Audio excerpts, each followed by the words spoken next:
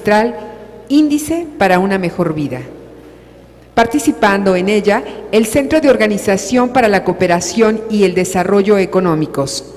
La exposición a cargo del doctor Fabrice Murtin, director de Estadística para el Hogar, y bueno, sus moderadores. Vamos a compartir la reseña curricular de sus moderadores. La maestra Ana Eugenia Garduño Whitson.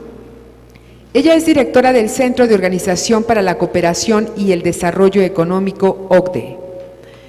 Maestra en Políticas Públicas Internacionales y candidata a doctora en Políticas Públicas, Liderazgo y Práctica Docente por la Universidad de Harvard. Ha sido funcionaria en la Secretaría de Educación Pública y asesora en el Instituto Latinoamericano de la Comunicación Educativa, ILCE. Colaboró con la OCDE en la organización de seminarios y en el grupo de trabajo sobre educación en América Latina. Ha participado en proyectos de evaluación e investigación con la Universidad de Harvard y con el Centro de Investigación y Docencia Económica, CIDE. Participó en la coordinación de proyectos de desarrollo institucional en la Universidad Pedagógica Nacional. Es autora y cuenta con varias publicaciones. Desde septiembre de 2013 es directora del Centro de la OCDE en México para América Latina.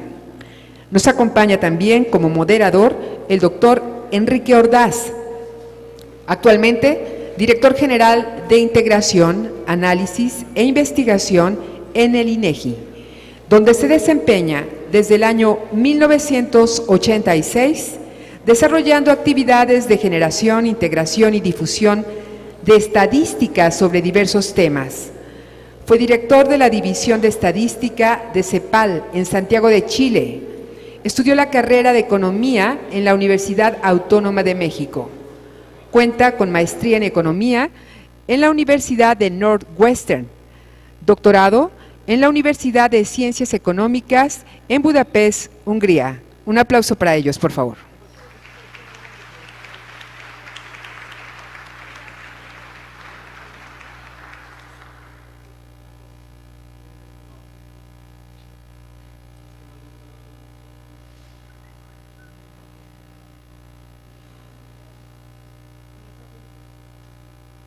¿Me escuchan? Sí.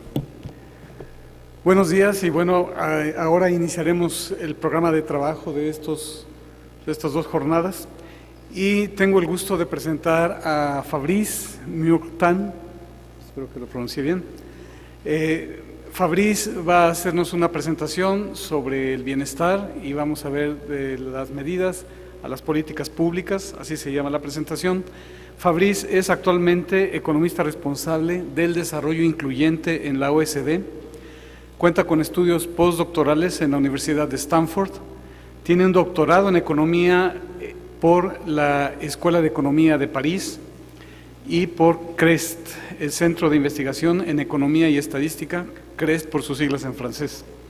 Ha sido investigador visitante de la Universidad Tor Vergata y de London School of Economics. Cuenta con maestrías en Economía por la Escuela de Altos Estudios en Ciencias Sociales de París y en Ingeniería Matemática por la Escuela Politécnica también de París y la Escuela Politécnica Federal de Lausanne en Suiza. Es licenciado por la Escuela Nacional de Estadística y Administración Pública. Dentro de su experiencia profesional en la OECD, es el economista responsable del crecimiento inclusive growth, desde 2013 y ha sido responsable también de los perfiles de la República Checa y Sudáfrica. Ha participado en los proyectos de crecimiento económico de largo plazo, dinámica del desempleo, crecimiento verde y cambio climático y regulación financiera. Ha sido economista consultor para el Banco Mundial, para el Memorándum de Economía de Senegal y de Desigualdad del Ingreso del Grupo de Asesores de Políticas de la Unión Europea. Ha sido profesor de posgrado de Política Económica Estructural en Perspectiva Internacional en Sciences Po, Capital Humano y Desarrollo Económico en el Instituto de Estudios Avanzados de Lucca, Series de Tiempo y Teoría de Juegos en la Escuela Nacional de Estadística y Administración Económica, París Tech. Es autor de diversos papers, publicaciones, como aquí tengo una lista de publicaciones en inglés, voy a leer algunas, The Ins and Outs of Unemployment, Long-Term Determinants of Demographic Transition, The Relationship Between Health and Growth, y actualmente se encuentra en progreso de algunos otros documentos como Big Data and Wellbeing Indices, Labor Market Policies and Unemployment Dynamics, a Framework for Assessing Green Growth Policies, y finalmente The Policy and Institutional Drivers of Economic Growth. Bueno, después de leer esta breve semblanza, hay una de tamaño medio. Aquí le doy la bienvenida a Fabrice. Fabrice, bienvenido.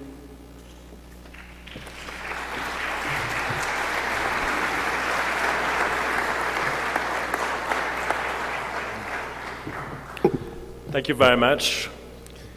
Dear colleagues, ladies and gentlemen, it's a pleasure and an honor for me to participate to this wonderful conference in the beautiful city of Guanajuato.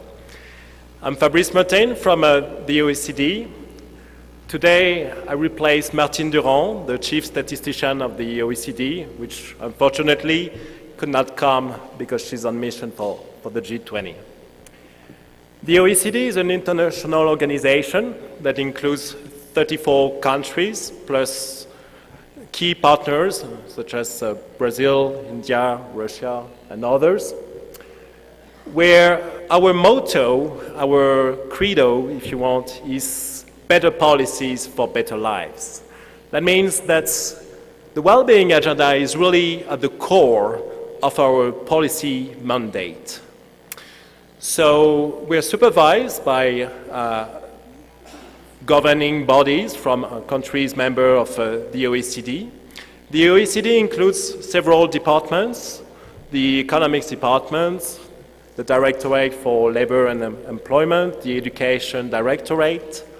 I'm part of the Statistics Directorate, which is leading the organization on the well-being agenda. And I must say that this agenda has grown faster over the last years, and that's in some sort we're contaminating the other departments with our research agenda, which is focused on well-being.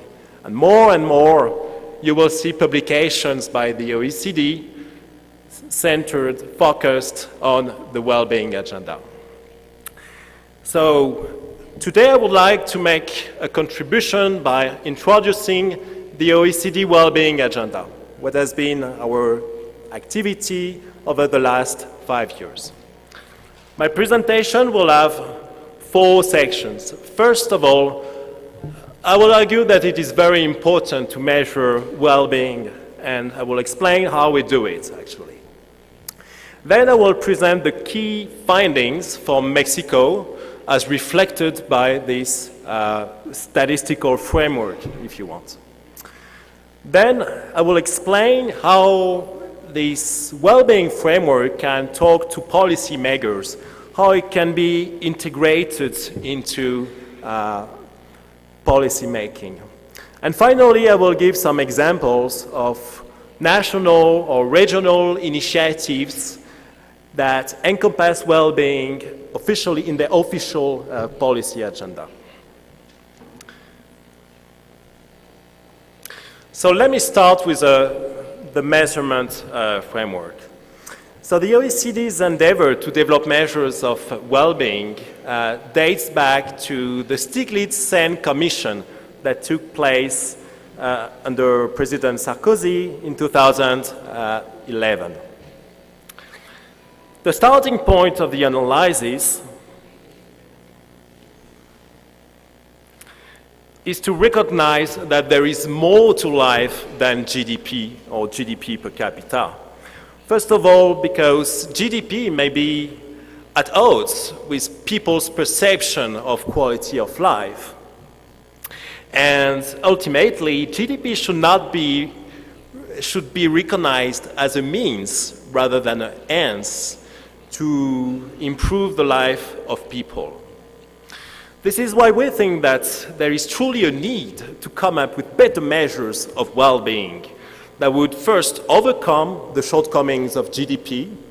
For instance, GDP is just an average. It doesn't account for the distribution of outcomes in the population, nor does it account for the quality of life, nor does it give a picture over time and tell you whether economic growth is sustainable or not.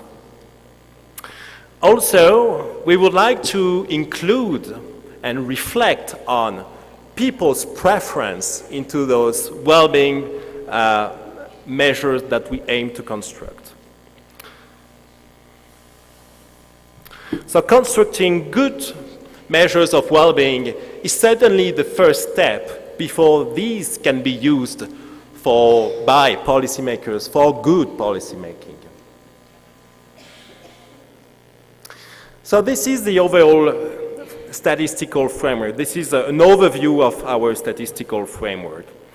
So we have identified 11 fundamental dimensions of well-being, which are classified into two broad categories: quality of life, which pertain to the non-monetary dimensions of quality of life, and material conditions, which are related to monetary, if you want, aspects of well-being.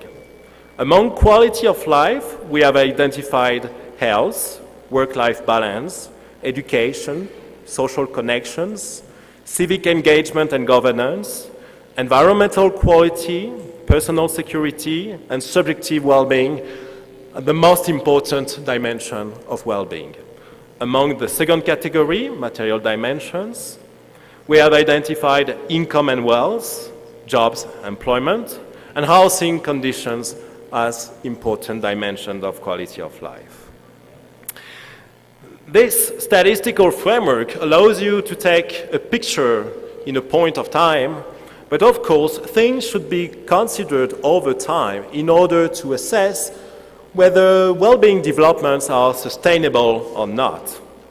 And to assess whether sustainability is at stake or not, it is important to consider several sorts of capital that accumulate or depreciate over time, which are natural capital, economic capital, human capital, and social capital.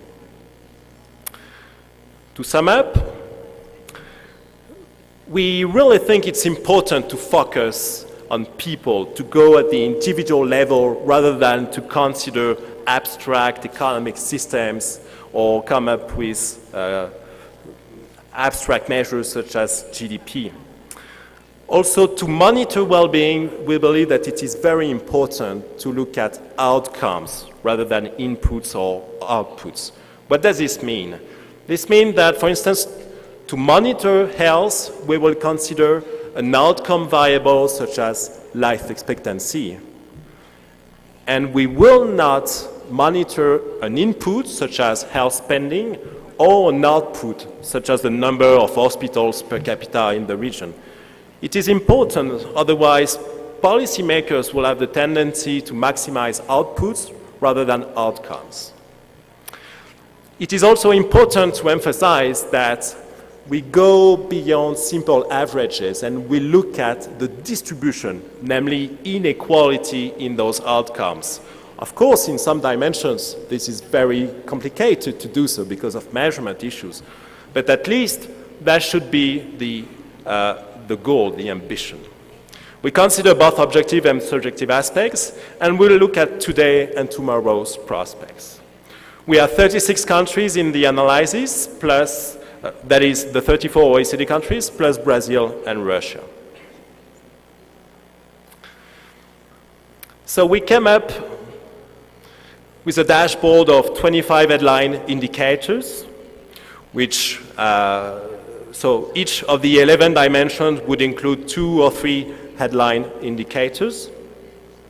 All those fundamental indicators meet statistical standards. That is, they have been vetted by the OECD Statistical Committee, which represent the statistical committees of OECD countries. How did we select those indicators? Well, first of all, each of them should be relevant, in particular relevant for policy. That means policy making should have an impact upon those indicators. Then, of course, some data considerations enter into some data constraints enter into consideration.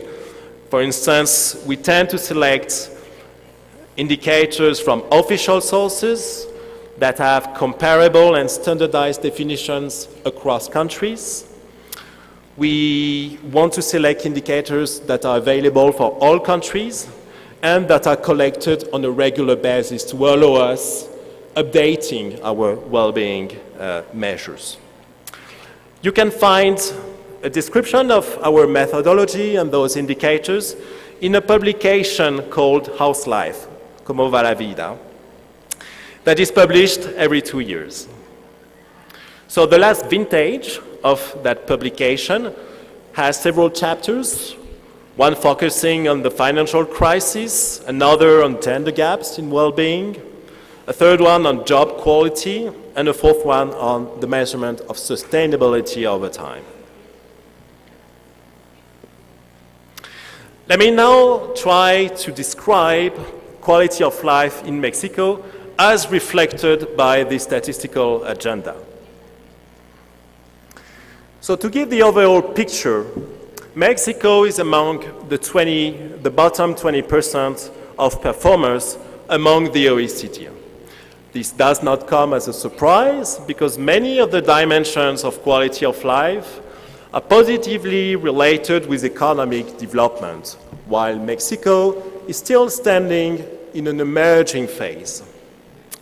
So the top performers in terms of quality of life and well-being are English-speaking countries such as Australia, Canada, and the United States, and some Nordic countries, Denmark, Norway, Sweden.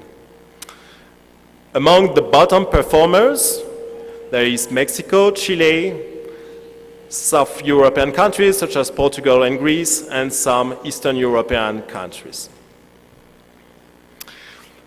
When one looks across dimensions,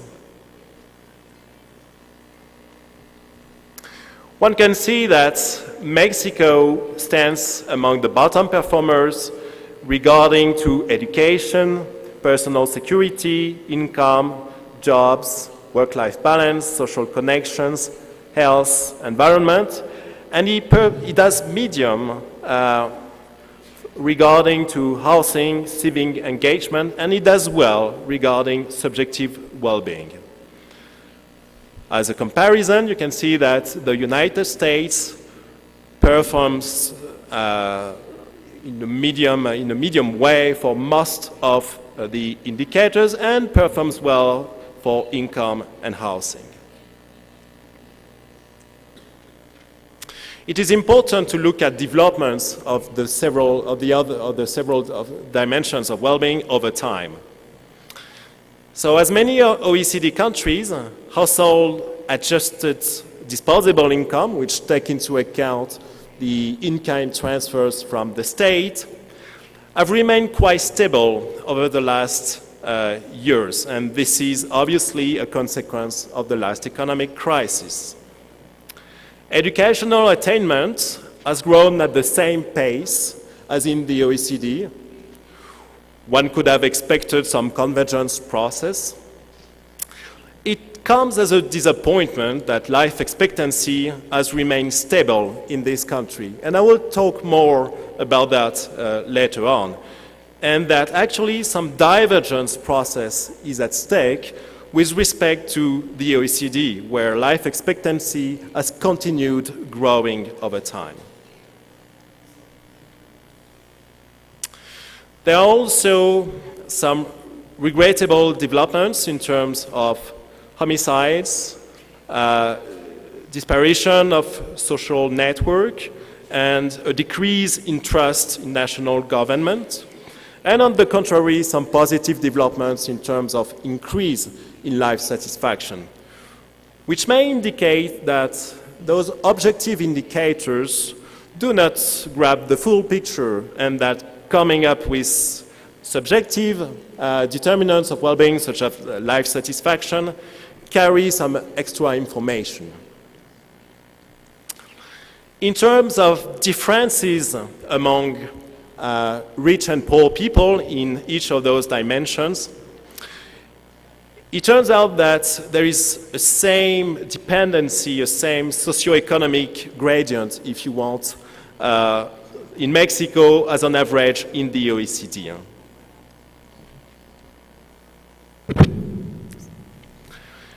It's important to emphasize that income inequality has receded in this country, but that the level of income inequality is still high. In terms of gender inequality, there are good and bad aspects. A good aspect is that there is a low gender gap. You can see that Mexico ranks as a country where the gender gap is very low, and it has receded in 10 years. And there are less satisfactory outcomes as women continue to have double day burden, namely they work during the day and they have a lot of home duties when they come back home. Other statistics on the gender well-being inequalities. 47% of Mexican women are the primary target of intimate violence, and this is a lot beyond the OECD average, which is 25%. Mexican women are underrepresented in top management and political positions. On the other hand, the share of parliamentary seats occupied by women is above the OECD average. So it is a contrasted picture. There are, on the contrary, some gender inequalities where women perform better than men with respect to health. For instance, Mexican women live 6 years longer than Mexican men, and they are more educated.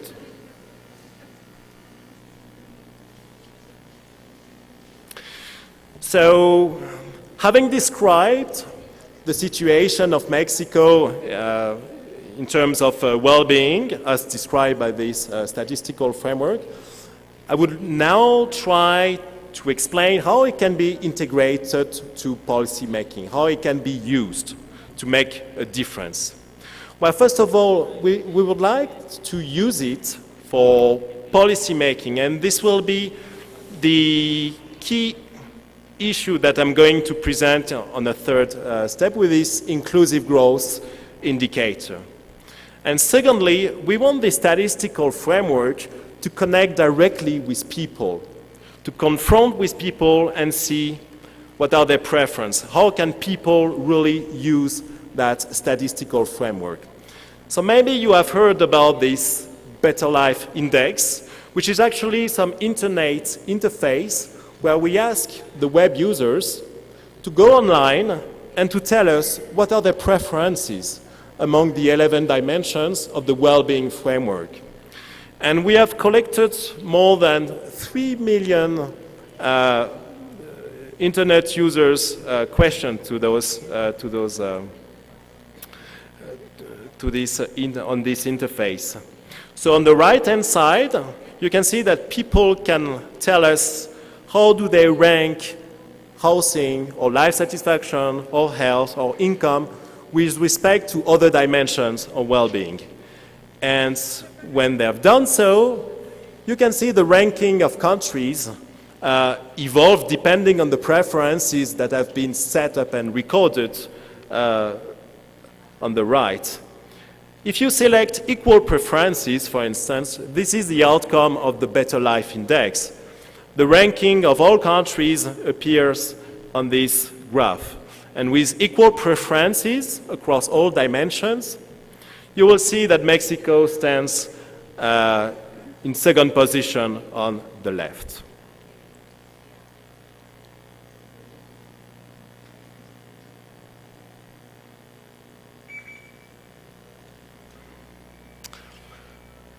Now, it is also interesting to look at the preferences of Mexican people, what have been the answers from Mexican people using this internet interface.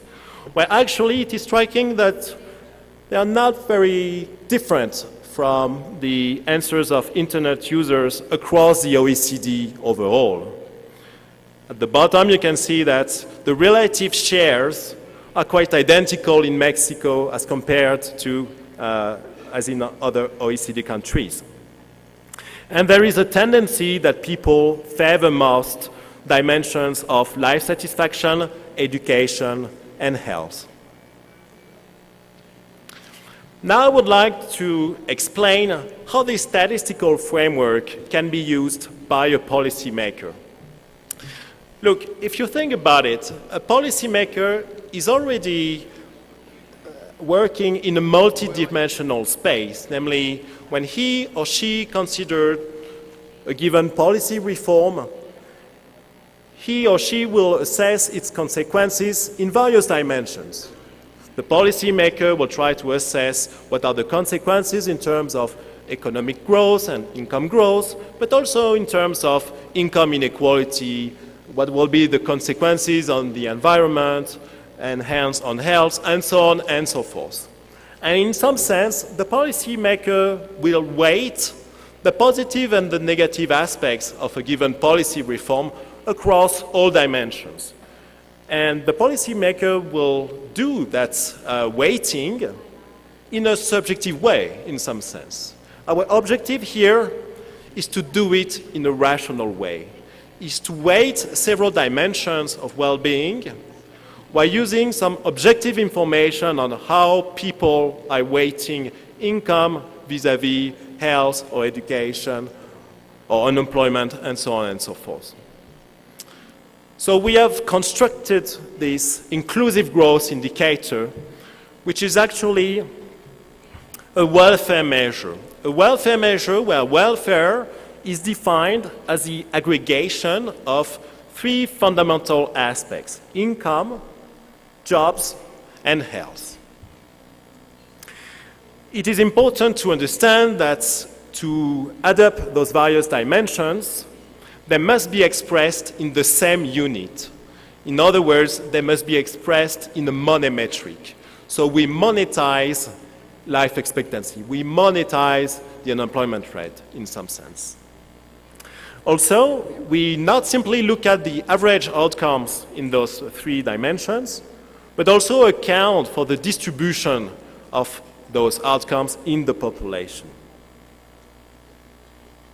In practice, the headline indicators that we have been selecting for income is household real disposable income. For job, we have picked up the unemployment rate, and for health, life expectancy. How do we do in practice? We first define multidimensional living standards or equivalent income. Equivalent income is what? Equivalent income will be household disposable income minus the monetized loss of facing unemployment. Some statistical model, some statistical analysis tells us that the money equivalent of 1 percentage point of unemployment is 2% of disposable income. So if the unemployment rate in the country is 5%, that represents a monetary loss of 10% of household disposable income. Similarly, we monetize life expectancy by considering the gap between life expectancy in the country and the best performer in the OECD, which is Japan. And some statistical analysis tells us that 1 year of life expectancy represents as much as 5% of household disposable income. In other words, people will be willing to give up as much as 5% of their income to gain 1 year of life expectancy. So, for instance, in Mexico, 7 years, a gap of 7 years in life expectancy with respect to Japan would represent 5 times 7 makes 35% of disposable income. Then, for each individual in the society, we consider the distribution of equivalent income. And we take the average of those equivalent incomes minus a penalty for the inequality in equivalent incomes. And finally, inclusive growth is just the growth in equivalent income, the growth in multidimensional living standards. So this is the outcome of this inclusive growth exercise for Europe and the US before the crisis. It is striking that the US has recorded a faster income growth, as shown by the blue bars here, over that period, that pre-crisis period. Yet, that Europe has achieved faster inclusive growth than the US. And why is that? This is because income inequality has grown much faster in the US than in Europe, and above all because increase in longevity have been much higher in Europe than in the United States. If you look at what has happened during the crisis, one finds the same picture. Both Europe and the US have witnessed more or less the same hit in terms of growing unemployment and growing income inequalities. But Europe has achieved faster inclusive growth even during the crisis because increase in longevity has remained quite sustained compared to the US. These are the time series of multidimensional living standards for a selection of countries. So living standards have grown fast, at a rapid pace in Switzerland, US, and France. It is kind of worrying that in Mexico, which is here the red line, growth, inclusive growth, growth in living standards has been quite sluggish over the last 10 years. And I will explain why. This is the level of multidimensional living standards in 2011. The red line is the average of living standards. The crosses are the levels of living standards. So you can see that Mexico performs quite, is at the bottom of the distribution of living standards. And the reason is that there is quite a large gap in terms of longevity, and there is also an important impact in terms of income inequality that decrease the level of living standards in this country.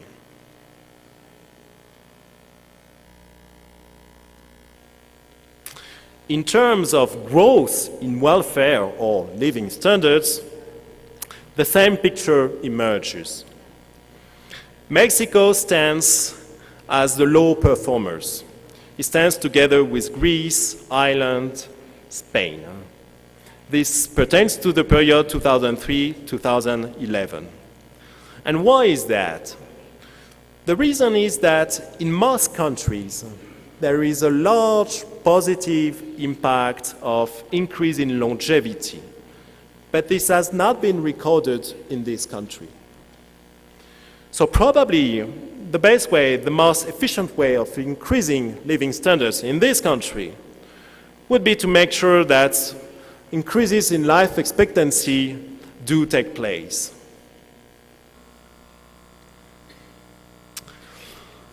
I will now try to give you a couple of hints on the future research agenda of the OECD, which is an ambitious one and a complicated one.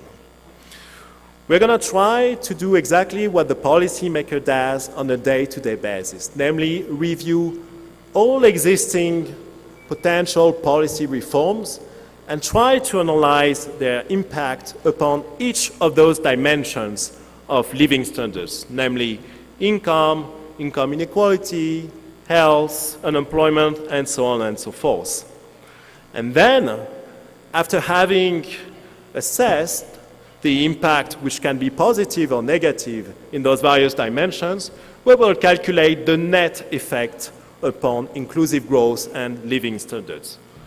We have not achieved yet this exercise, but to give you a flavor of what could be the effects at stake, here is a table reviewing all potential policy reforms in some areas. If I pick up, for instance, the lowering the tax wage, well, it's certain that lowering the tax wage in the country will have negative consequences in terms of equality, just because one would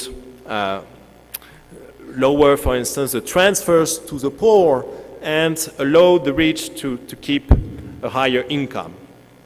But it can also have positive effects upon employment, because entrepreneurs would be able to hire more people. So overall, in terms of welfare in the country, the net effect of lowering the tax wage is unclear. And this is precisely the goal of this exercise, to try to assess what could be the net effect upon welfare.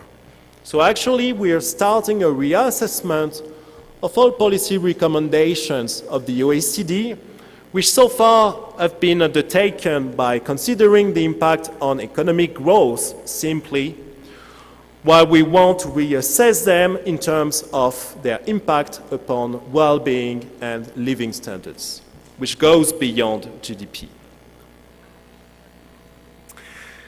Let me finish by reviewing a couple of national initiatives and regional initiatives that have put well-being at the core of their policy agenda. First of all, my organization has been quite active in terms of promoting this well-being statistical framework across the globe. We have now starting a dozen of projects involving developing countries around the world to review in a multidimensional way the state of well-being in those countries. The first exercise was taking place in Myanmar. More and more economic surveys of the OECD now include a chapter specially focused and devoted to well-being, including the forthcoming chapter of Mexico. There is also some regional analysis of well-being. Now you can find online some assessments of well-being in all regions of OECD countries, including Guanajuato. Of course, Guanajuato here in this exercise is compared to other regions of OECD countries, including rich ones, so it doesn't perform well in terms of at an international scale. It is perhaps more relevant to look at the relative performance of Guanajuato within Mexico.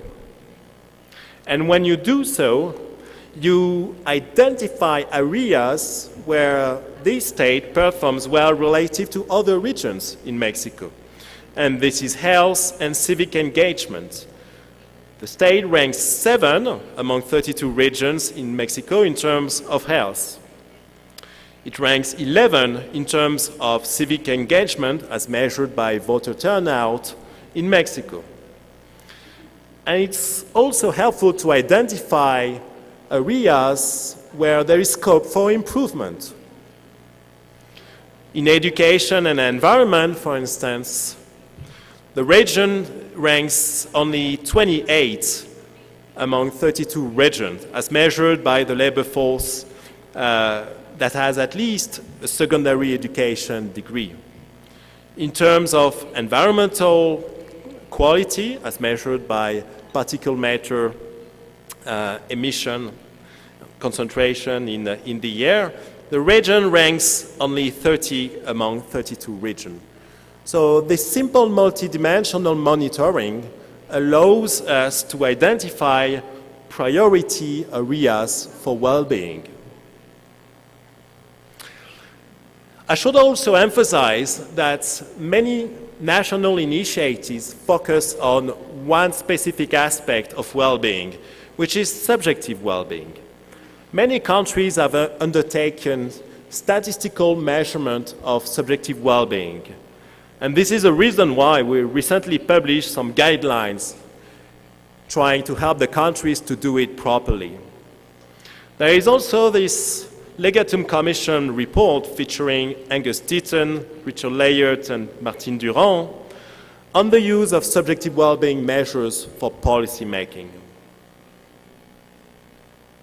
When you look at it, subjective well-being measures can complement the picture that one can have of a given country. Let me take this example, which is really telling.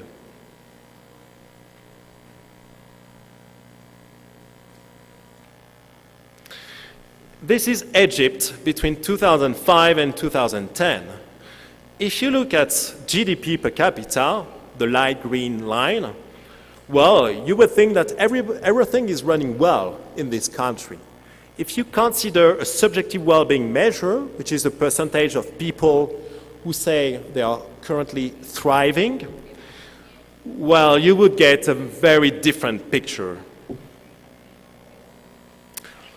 It's also, subjective well-being statistics are also interesting in terms of they can be inputs to other kinds of analysis, in particular cost-benefit analysis.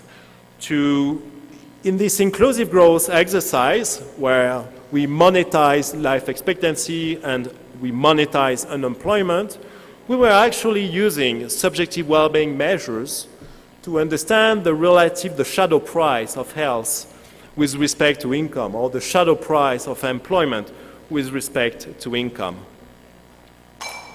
Many people have undertaken such exercises. The absolute values of those numbers are perhaps not credible, but the relative values of those numbers do make sense. And what is this cost-benefit analysis tells us?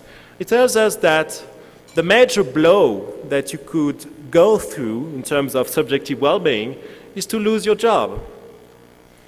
Then separating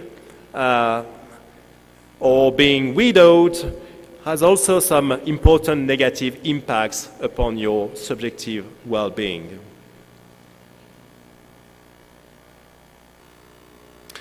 To conclude, I would like to emphasize that several countries are now taking well-being extremely seriously. They have put living standards and well-being in general at the core, at the center of their policy advice. This is the case of New Zealand, for instance.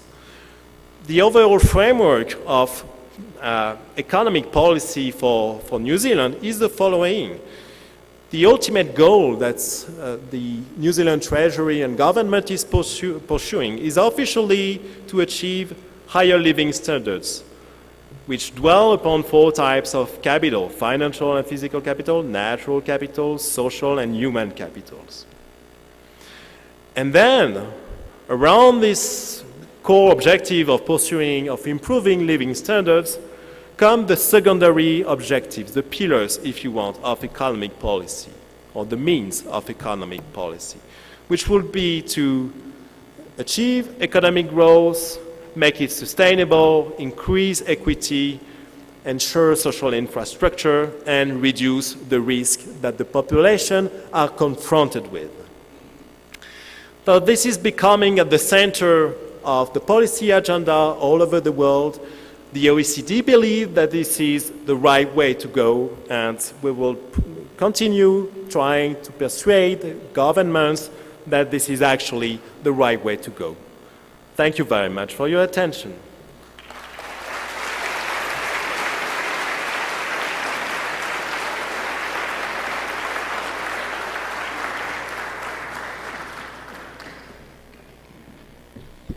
Buenas tardes. Entonces, el doctor Fabrice va a tomar algunas preguntas del auditorio. Creo que ya les están pasando unas tarjetitas para que anoten sus preguntas. Desafortunadamente no va a haber tiempo de responderlas a todas, pero vamos a tratar de dar respuesta a la mayoría. Lo que estoy pensando es, no sé si tengan un micrófono por ahí que les sobre para que yo pueda leer la pregunta y Fabrice pueda responderla y no sé, no tengamos como que estar aquí los dos paraditos.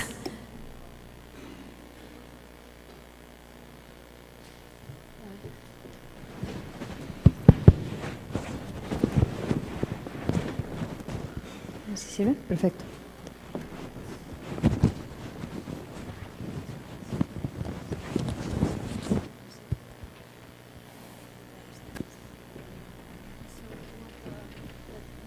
Translation, or do you want me to translate for you? I can use this, yes. Okay, sure.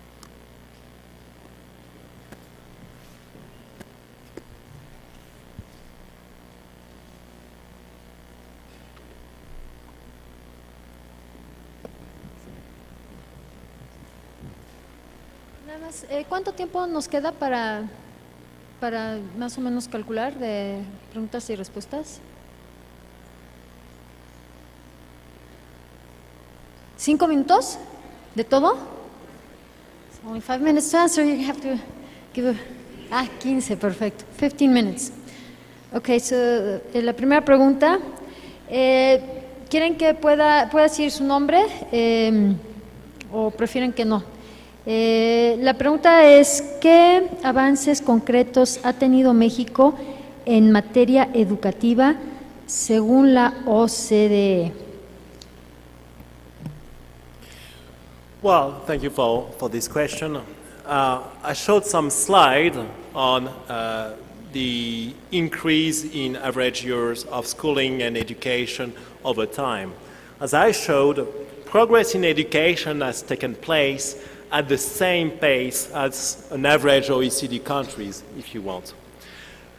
This is satisfactory, but we have the feeling that Mexico could do even better because the current educational level is lower. So you would expect that some convergence process might take place because it is obviously easier to catch up with the educational frontier, if you want.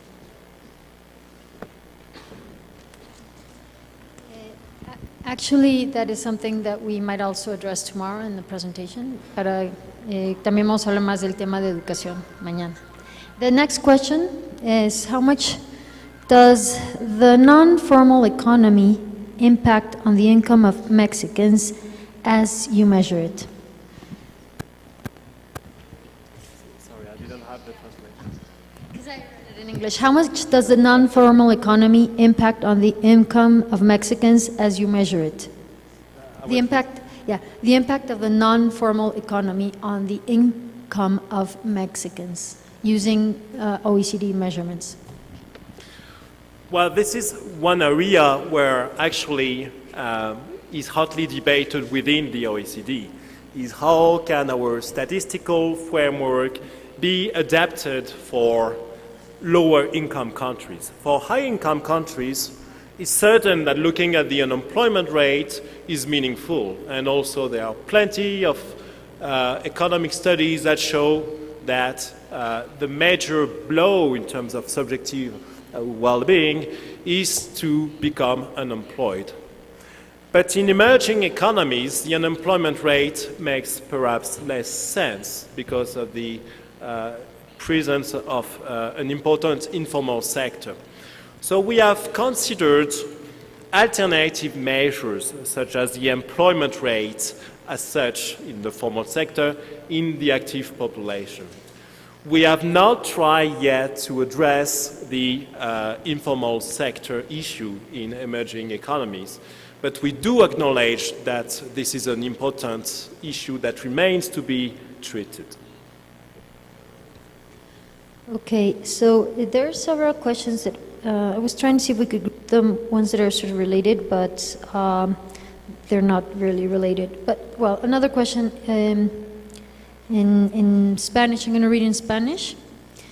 ¿Qué diferencias podrían existir en la efectividad de las políticas de bienestar social aplicadas en un país de 120 millones de población como en México, comparado con uno de 20 a 60 millones como Chile, Grecia o Portugal?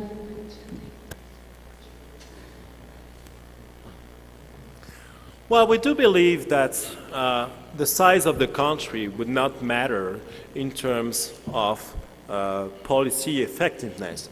Good policies should be implementable regardless of the size of the country. Of course, being a bigger country raises some coordination issues. It seems much more difficult that a central government may take care of the whole country as such, just because it's too difficult to do so. Then there is a need that some local governments, the governor said earlier, do take the lead in implementing national policies at the local level. And this is where administrative capacity enters the stage. The administrative capacity is a key fundamental issue to make sure that well-being can be implemented. And in many countries that I have been studying, I was previously responsible of the South African country desk at the OECD, and I realized that the most perfect education system on the paper can actually become a catastrophe on the field just because local administrations do not have the capacity to implement and monitor the system. So certainly the size of the country raises some challenges in terms of administrative capacity, but it doesn't change the nature of good policies that should be implemented. Okay, here's 3 questions that I can sort of condense. I think you can answer them, the 3, in sort of the same lines. They're all related. In Spanish, ¿cómo y a qué se comprometen los gobiernos a partir de este sistema de indicadores? ¿Cómo hacer que los gobiernos tomen realmente en cuenta los estudios de la OCDE para mejorar la calidad de vida de los países miembros? ¿Y qué está haciendo su organización para que trasciendan estos nuevos indicadores más allá de las propuestas?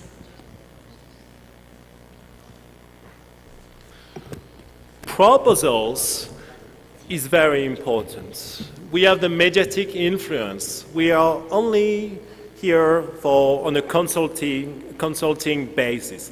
We cannot enforce anything. We just we receive the mandate from governments to tell them to propose things. But on the other hand, we do publish things, and those publications receive a lot of media attention, both internationally and nationally. And this is where our main influence lies. This is where we can truly influence governments in pursuing what we think are sound policies. Okay, another question, in Spanish. ¿Cuáles podrían ser los indicadores para medir el desarrollo humano? Recomienda el Índice de Desarrollo Humano postulado por Amartya Sen. Actually, our inclusive growth indicator is a human development indicator. Our living standards indicator aggregates several dimensions of well-being, such as income, unemployment, life expectancy, which is what the Human Development Index does. But we believe that we do it better than the Human Development Index because of the weighting scheme. To weight life expectancy and employment in a sensible way with respect to income, we take into account the preferences of people. Namely, we go at the microeconomic level and we manage to assess how much people would be willing to pay to acquire higher life expectancy, to face a lower unemployment risk.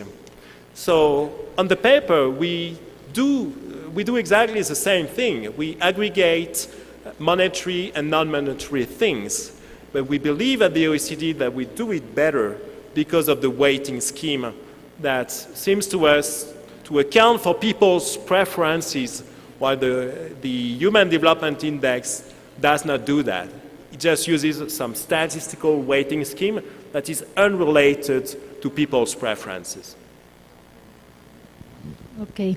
Another question. Two more questions. Well, actually, this is a really nice question. Let's see. ¿De qué manera los jóvenes universitarios pueden incidir en el mejoramiento de la calidad de vida de su sociedad?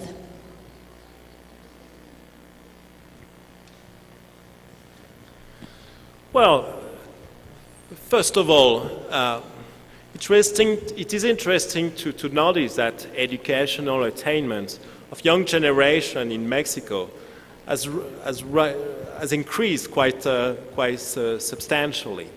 So this is an interesting way in which the youth may make sure that Mexico will have a better future tomorrow. Then, of course, we are entering a different age with the revolution of information. I believe that there is scope to take into account this new source of information and connect with people in a much direct way through those new technologies, through these big data sources of information. And this is the area where young people have taken the lead. They have taken the lead. They are the users and they are the producers of those data, which are really informative to governments. And we are still in the process of understanding how we could use those data in a most efficient way. Another two final questions.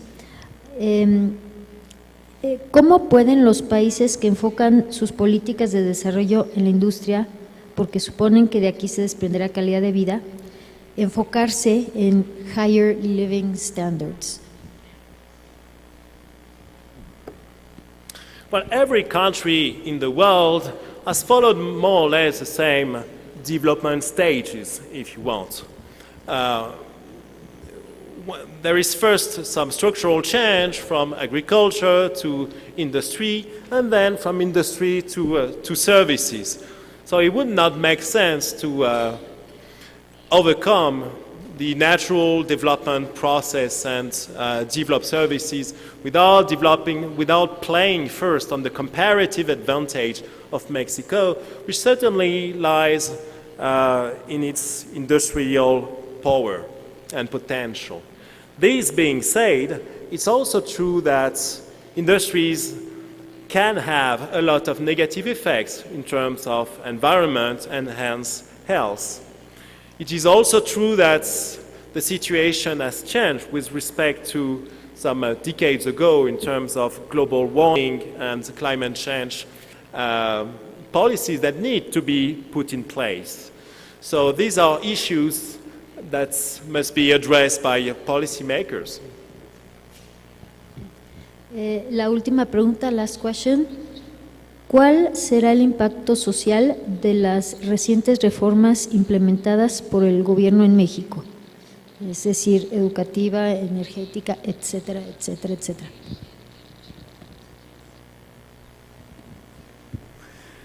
I'm an economist, I'm not a visionary. Future will tell.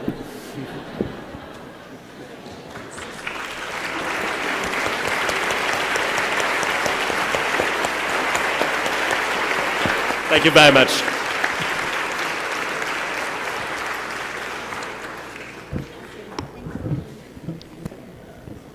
Pues ya para terminar, agradecerles mucho a todos los organizadores la posibilidad de participar en este espacio y retomar lo que se ha mencionado en ponencias anteriores, en participaciones anteriores, pues la importancia de seguir colaborando en estos debates que se están generando y ustedes que van a empezar a crear redes. Y aprovechando este asunto de la importancia de continuar con las conversaciones en este tema, me gustaría, permítame un momentito.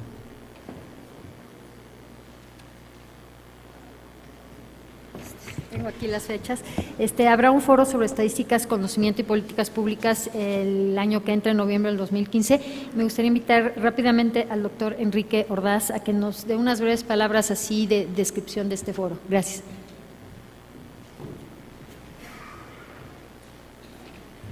Muchas gracias. 3 minutos. tal vez siguiendo una de las preguntas que decía, ¿qué se puede hacer más allá de las propuestas? Me parece que la OSD, a través de unos foros que se llaman Estadísticas, Conocimiento y Políticas Públicas, y que ha organizado desde 2004, ha venido dando respuesta a tratar primero de transmitir el mensaje de qué medimos, cómo medimos mejor bienestar subjetivo, cómo lo vinculamos a las mediciones objetivas, luego cómo estas tienen efecto y cómo se ligan a las políticas públicas.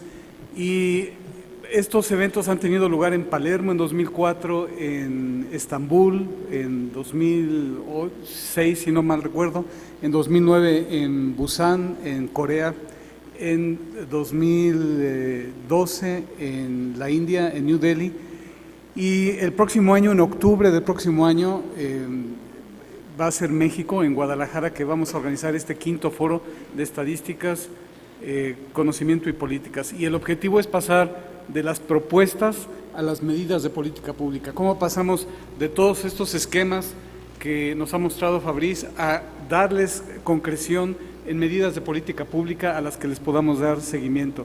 Les quiero comentar que el INEGI ha estado desarrollando varias medidas de este tipo, en particular del bienestar subjetivo.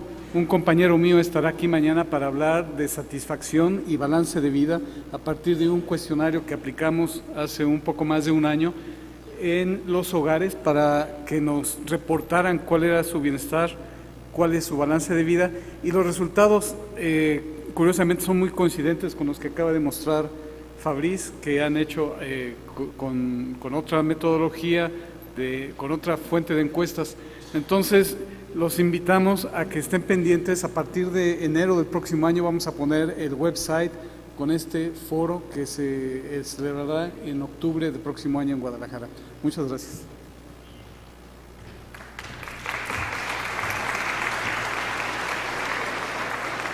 Y ahora sí, ya para cerrar, algo que no comentamos es todo el trabajo que está desarrollando Fabrice, lo desarrolla dentro del Directorado de Estadísticas de la OCDE, que está encabezado por la doctora Murtin, que ha sido una gran impulsora de estas iniciativas y está colaborando muy de cerca con el INEGI para este foro que les acaba de escribir el doctor, y bueno, invitarlos a seguir con las conversaciones. Muchísimas gracias a todos.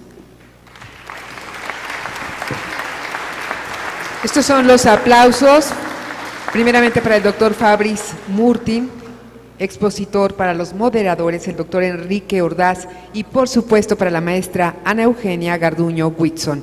Muchísimas gracias por su aporte a este congreso.